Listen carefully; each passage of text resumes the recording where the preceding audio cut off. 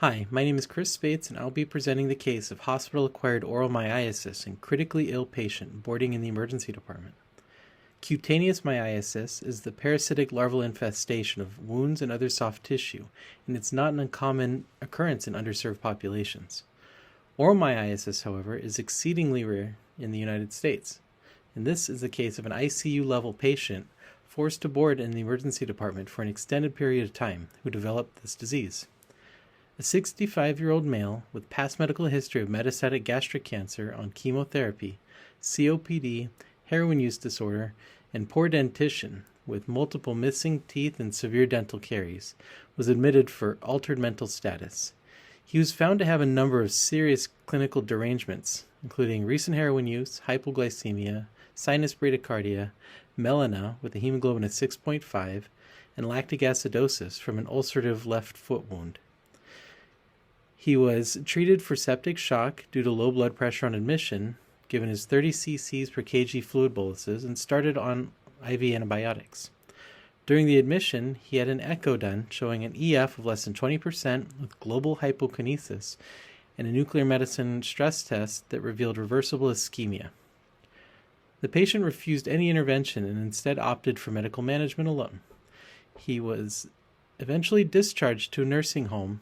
However, 1 day later, the patient was sent back to the emergency department due to, again, altered mental status, and this time was found to have a hemoglobin of 5.3 and hypoglycemia again.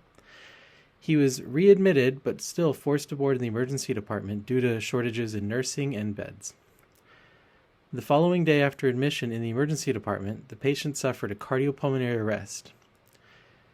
ROSC was achieved after 3 rounds of CPR, and the patient was subsequently intubated and sedated during that code.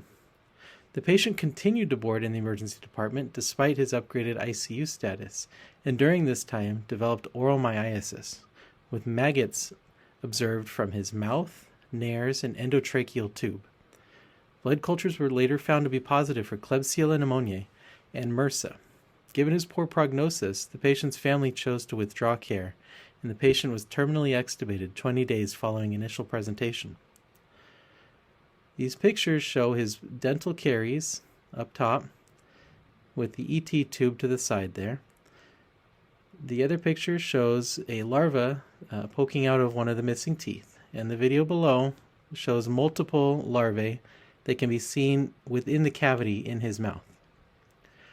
Again, oral myiasis is an uncommon infection in the United States and is not commonly reported based on our literature review. This case is likely an opportunistic infection due to the patient being intubated, boarding in the emergency department for an extended period of time. Treatment typically involves petroleum jelly or bacon therapy, which cuts off air supply to the larvae, forcing them to the surface where they can be removed intact. Debridement of necrotic tissue is an essential part of treatment for source control. Ivermectin can also be used as an adjunct to therapy.